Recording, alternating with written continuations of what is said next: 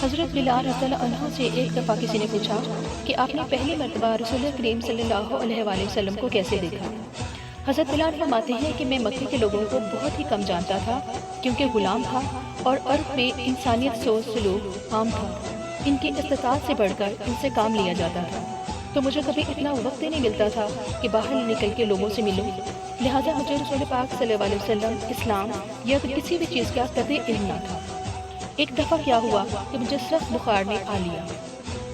سخت جاڑے کا موسم تھا اور انتہائی ٹھنڈ، اور بخار نے مجھے کمزور کر کے رکھ دیا، لہٰذا میں نے لحاف اوڑھا اور لیٹ گیا۔ ادھر میرا مالک جو یہ دیکھنے آیا تھا کہ میں جو پیس رہا ہوں یا نہیں، وہ مجھے لحاف اوڑھ کے لیٹا دیکھ کے آگ بگولا ہو گیا اور لحاف اتارا اور سزا کے طور پر مجھے سخت ٹھنڈ میں باہر کھڑا کر دیا۔ اب سخت سردی اور اوپر سے بخار اور اتنی مشقت والا کام، میں روتا جاتا تھا اور جو پیستا جاتا تھا۔ کچھ ہی دیر میں دروازے پر دستک ہوئی، میں نے اندر آنے کی اجازت دی تو انتہائی متین اور پر نور چہرے والے شخص اندر داخل ہوئے اور پوچھا، جوان کیوں روتے ہو؟ جواب میں نے کہا کہ جاؤ اپنا کام کرو، تمہیں سے کیا کہ میں جس وجہ سے بھی روؤں۔ یہاں پوچھنے والے بہت ہیں لیکن مداوع کرنے والا کوئی نہیں۔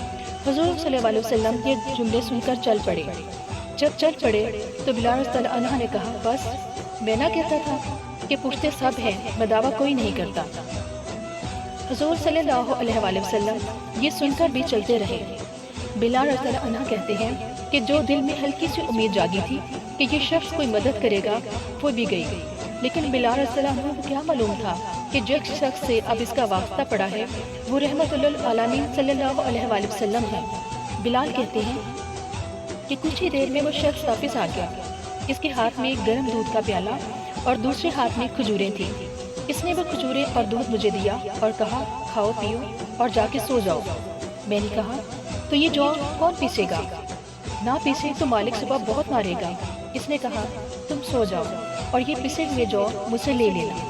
بلال رضی اللہ عنہ سو گئے اور حضور صلی اللہ علیہ وآلہ وسلم ساری رات ایک اجنبی حبشی غلام کے لیے چکی پیستے رہے۔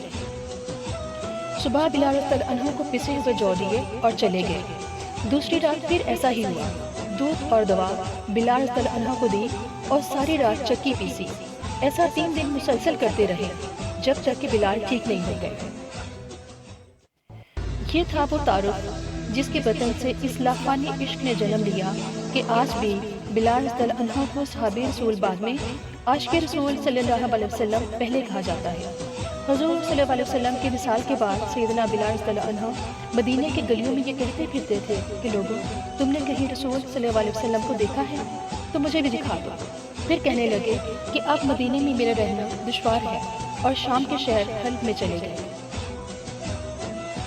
تقریباً 6 ماہ بعد آپ صلی اللہ علیہ وسلم کی خواب میں زیارت ہوئی تو آپ صلی اللہ علیہ وسلم میں فرما رہے تھے کہ اے بلال، یہ کیا بے وفائی ہے، تم نے ہمیں ملنا ہی چھوڑ دیا ہے، کیا ہماری ملاقات کا وقت نہیں آیا؟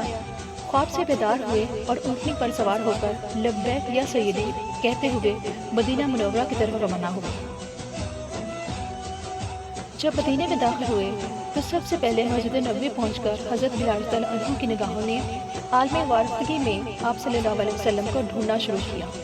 کبھی مسجد میں تلاش کرتے اور کبھی حجروں میں۔ جب کہیں نہیں پایا تو آپ صلی اللہ علیہ وسلم کی قبر انور پر سر رکھ کر رونا شروع کر دیا اور عرض کیا، یا رسول اللہ صلی اللہ علیہ وسلم، آپ نے فرمایا تھا کہ آ کر مل جاؤ، غلام حلب سے بہر ملاقات حاضر ہوا ہے۔